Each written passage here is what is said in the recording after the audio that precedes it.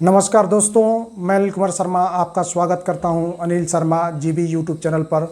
अगर आप मेरे इस चैनल अनिल शर्मा जीबी पर नए हों तो आपसे आग्रह है, आपसे अनुरोध है कि आप मेरे इस चैनल अनिल शर्मा जीबी को सब्सक्राइब कर लें ताकि मेरे द्वारा जो भी वीडियो बनाई जाए उसका नोटिफिकेशन आपके पास सबसे पहले पहुँचे और आप मेरे वीडियो देख सकें।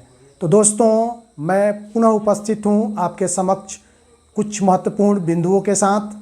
आशा करता हूं कि इस महत्वपूर्ण बिंदु पर मेरे द्वारा इस वीडियो के माध्यम से जो चर्चा की जाएगी वो आपको पसंद आएगी।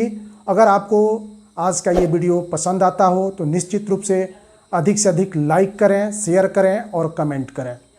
तो मैं आप सभी को ये बताना चाहता हूँ कि बिहार के जितने भी नियोजित शिक्षक हैं उनका राज्यकर्मी का मामला जो है फिर धीरे धीरे जोर पकड़ता जा रहा है। और जोर पकड़ना स्वाभाविक भी है, क्योंकि आप सभी जानते हैं कि बिहार के मुख्यमंत्री नीतीश कुमार द्वारा एक बार नहीं बल्कि दो बार इस बात का आश्वासन नियोजित शिक्षकों को दिया गया है कि आप सभी। बिहार के मुख्यमंत्री द्वारा मिले आश्वासन के बाद नियोजित शिक्षकों के मन में यह आशा जग चुकी थी। उन्हें पूरा विश्वास था कि निश्चित रूप से हमें 2 अक्टूबर के दिन बिहार के मुख्यमंत्री राज्यकर्मी का दर्जा देंगे, इसकी घोषणा करेंगे। लेकिन ऐसा कुछ हुआ नहीं और इससे बिहार के जितने भी नियोजित शिक्षक थे वो काफ़ी निराश और हताश हो गए। लेकिन कल होने वाली कैबिनेट की बैठक से फिर बिहार के नियोजित शिक्षक या जो भी इससे संबंधित शिक्षक हैं वो आस लगाए बैठे हुए हैं कि क्या कल बिहार की जो कैबिनेट की बैठक होने वाली है उसमें नियोजित शिक्षकों को राज्यकर्मी का दर्जा मिल सकता है या नहीं। तो दोस्तों, मैं आपको बता देना चाहता हूं कि कल मंगलवार के दिन बिहार सरकार द्वारा कैबिनेट की बैठक रखी गई है और चूँकि अभी तक नियोजित से राज्यकर्मी का दर्जा जो है कैबिनेट से पास नहीं हुआ है। जब भी नियोजित शिक्षकों को राज्यकर्मी का दर्जा मिलेगा तो वह कैबिनेट से पास होने के बाद ही मिल सकता है। तो ऐसा लग रहा है कि कल जो है नियोजित शिक्षकों को राज्यकर्मी का दर्जा कैबिनेट द्वारा मिलना संभव नहीं है, क्योंकि कल की बैठक किसी विशेष मुद्दे को लेकर के, जहां तक संभावना है कि अभी जो जाति आधारित गणना हुई है उसी पर मुख्य रूप से जो है कैबिनेट में चर्चा होगी। हाँ, ये कहा जा सकता है कि इसके बाद जो कैबिनेट की बैठक रखी जाएगी, लगभग ये संभावना है कि बिहार के जितने भी नियोजित शिक्षक हैं उनको राज्यकर्मी का दर्जा दे दिया जाए, क्योंकि बिहार के जितने नियोजित शिक्षक हैं उनको प्राप्त जानकारी के अनुसार दुर्गा पूजा के पहले जो है राज्यकर्मी का दर्जा देने जा रही है। ऐसी ही सूचना जो है प्राप्त हो रही है, क्योंकि राज्यकर्मी से संबंधित जो भी समस्याएं हैं या जो भी कुछ करना है उसका रोड मैप तैयार कर लिया गया है। सारी औपचारिकताएं पूरी हो गई है। बस ज़रूरत इस बात की है कि इसे कैबिनेट से पारित कर राज्यकर्मी का दर्जा जो है नियोजित शिक्षकों को दे दिया जाए। तो ये महत्वपूर्ण खबर जो है आ रही थी जिस पर मैंने चर्चा करना उचित समझा। और दूसरा महत्वपूर्ण बिंदु यह है कि आप सभी जानते हैं कि बिहार के अपर मुख्य सचिव द्वारा जो है बिहार सरकार के कहने पर सुप्रीम कोर्ट में SLP दायर किया गया था और सुप्रीम कोर्ट से यह अनुरोध किया गया था कि आप जो है बिहार में जो BEd योग्यताधारी अभ्यर्थी हैं उनके द्वारा BPSC के माध्यम से फॉर्म भर दिया गया है। उन्होंने परीक्षा में बैठकर एग्ज़ाम भी दिया है और उसके बाद जो है राजस्थान से संबंधित केस का निर्णय सुप्रीम कोर्ट द्वारा आया है। तो आप द्वारा SLP दायर में ये कहा गया था कि आप बिहार के संदर्भ में हमें कुछ जो है रियायत दीजिए कि जो भी BEd अभ्यर्थी 1 से 5 के लिए जो है परीक्षा दिए हैं उनका रिजल्ट जो है हम प्रकाशित कर सकें और उन्हें जो है हम शिक्षक बना सकें।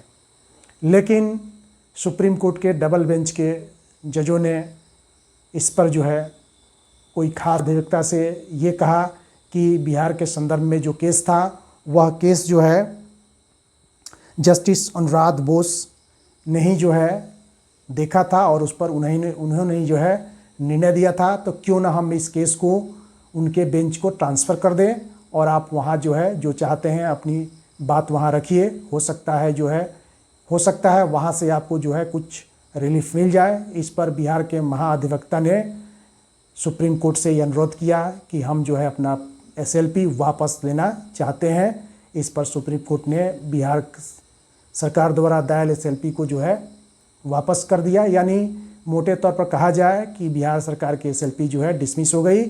तो इस आधार पर हम कह सकते हैं कि अब ऐसा लग रहा है कि बिहार के जितने भी B.Ed योग्यताधारी अभ्यर्थी हैं जिन्होंने वर्ग 1 से 5 के लिए आवेदन किया था, परीक्षा भी दिए थे, उनका जो है बिहार में शिक्षक बनने का सपना जो है लग रहा है कि यहीं पर ख़त्म हो गया है। लेकिन एक और सूचना प्राप्त हो रही है कि B.Ed योग्यताधारी छात्रों द्वारा अलग से सुप्रीम कोर्ट में एक याचिका दायर की गई है, जिस पर सुनवाई जो है शुक्रवार को होनी है। और उन्होंने अपने तरफ से जाने माने वकील प्रशांत भूषण जी को रखा है।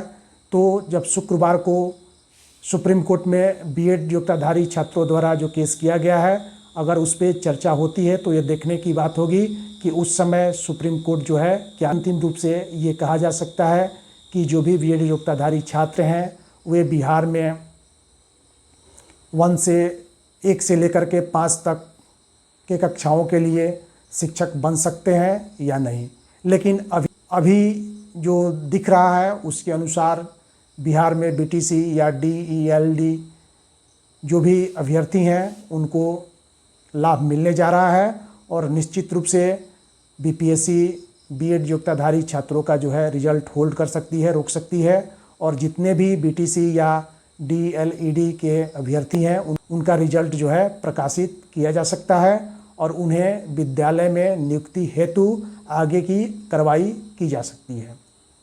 तो दोस्तों, ये इस वीडियो का दूसरा महत्वपूर्ण बिंदु था। और अंत में हम चर्चा कर लेना चाहते हैं कि बिहार ही नहीं बल्कि पूरे देश के लिए केंद्रीय शिक्षा मंत्री श्री प्रधान द्वारा जो है ये प्रस्ताव लाया गया है कि जो भी 10वीं या 12वीं के छात्र हैं अगर वे चाहें तो 2 बार जो है बोर्ड की परीक्षा में बैठ सकते हैं। ये अनिवार्य नहीं है बल्कि यह छात्रों के ऊपर निर्भर करता है कि वह एक बार में ही परीक्षा में अच्छे अंक लाने में सफल हो जाते हैं या फिर उनको जो है 2 बार का समय चाहिए। क्योंकि जैसे ही परीक्षा का समय आता है विद्यार्थियों के ऊपर मानसिक दबाव बढ़ना शुरू हो जाता है, वो टेंशन में आ जाते हैं और उन्हें ये लगता है कि अगर प्रथम बार में हम बोर्ड की परीक्षा पास नहीं किए या हमें अच्छे अंक प्राप्त नहीं हुए तो हमारा एडमिशन किसी अच्छे कॉलेज में नहीं हो पाएगा और हमारा 1 साल का समय जो है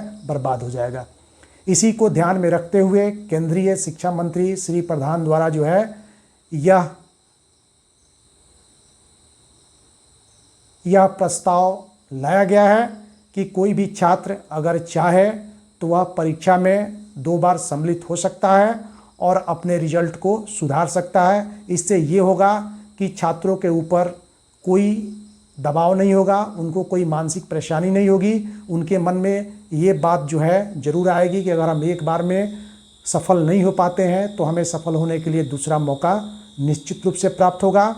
तो यह केंद्रीय शिक्षा मंत्री का एक अच्छी पहल मानी जा सकती है, क्योंकि अक्सर ये देखा जाता है कि मानसिक दबाव में आकर के जो छात्र होते हैं वो गलत कदम भी उठा लिया करते हैं। तो इससे से ये होगा कि छात्रों द्वारा इस तरह की कदम जो है नहीं उठाई जाएगी और निश्चित रूप से वह अच्छे अंकों से पास होंगे। तो दोस्तों, आपको आज की ये वीडियो कैसी लगी? अगर आपको ये वीडियो अच्छी लगी हो तो निश्चित रूप से आप इस वीडियो पर अधिक से अधिक लाइक करें, शेयर करें और कमेंट करें। तो हमेशा खुश रहिए, मुस्कुराते रहिए। फिर मिलते हैं अगले वीडियो में, तब तक के लिए नमस्कार।